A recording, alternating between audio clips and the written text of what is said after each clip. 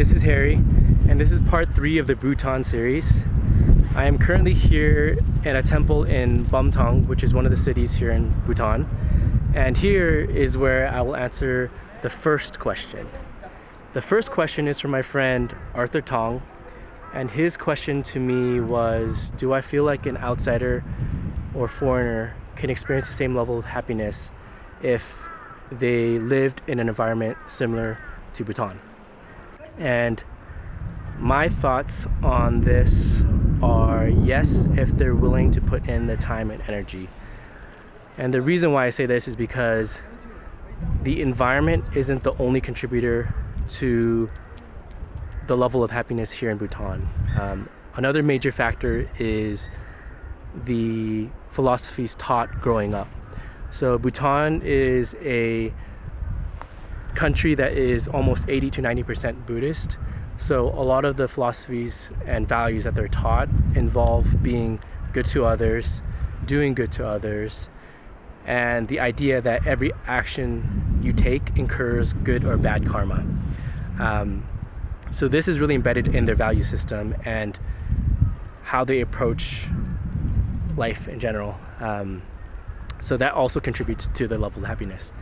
Another value of Buddhism that is very important to contributing to their level of happiness is the idea to reduce desires. And this is the area where I feel like a foreigner or an outsider like myself would have to put in a lot of effort into in order to reach the same level of happiness. Because in the US and other developed areas, there are so many options. There are so many options which then results in a lot of desires because you want more, you always want more. And one of the ways that they approach meeting happiness now is reaching happiness is reducing those desires. So that is one area in which an outsider would have to work on. So hopefully that answers the question. I think that an outsider foreigner can, as long as they're willing to put in the time, energy to not only learn the same philosophies and be open to the same philosophies, but also have the right environment, such as having the G&H to help support that level of happiness. So yeah, those are my thoughts. Let's jump to the next question.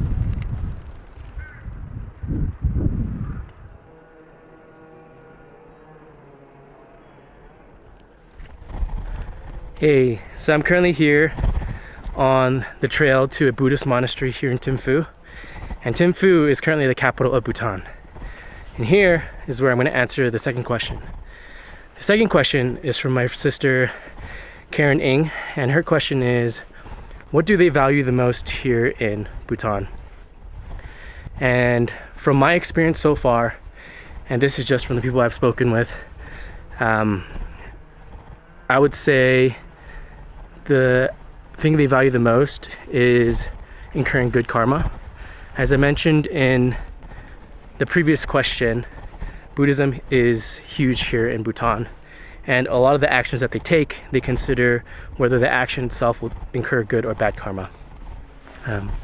So Buddhism is very ingrained in their daily lives, and that is probably why they created the concept of the G&H, or the Global National Happiness Index, because the values are very similar between the two concepts. So yeah, I would say that is, from my experience, what I've seen and what I've heard that they value the most. Thanks. Let's jump to the next question. Ooh. See, I do this little guy. Come here, little guy.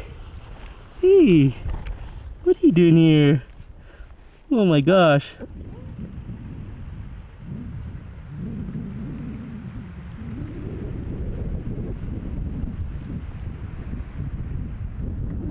Hey, so I look like a goober right now because I just went cycling with my driver who took me alongside the countryside of Paro, Bhutan, and the experience has been incredible so far.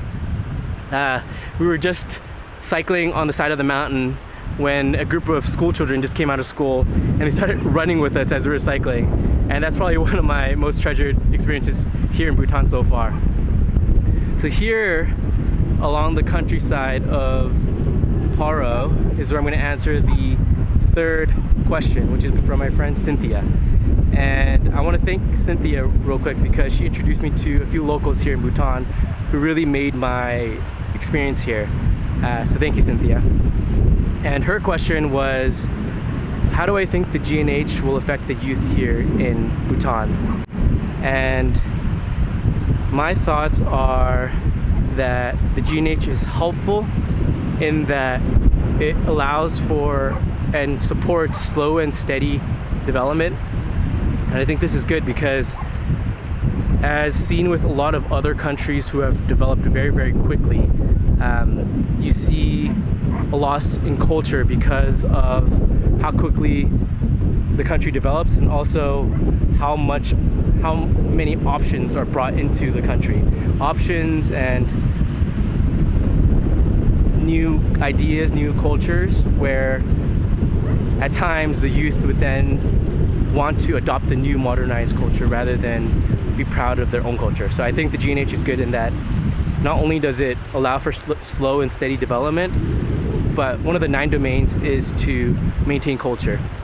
And another one is to maintain the community and also the ethics and traditions that they have here in Bhutan. And I think that is going to be very powerful in the development of Bhutan.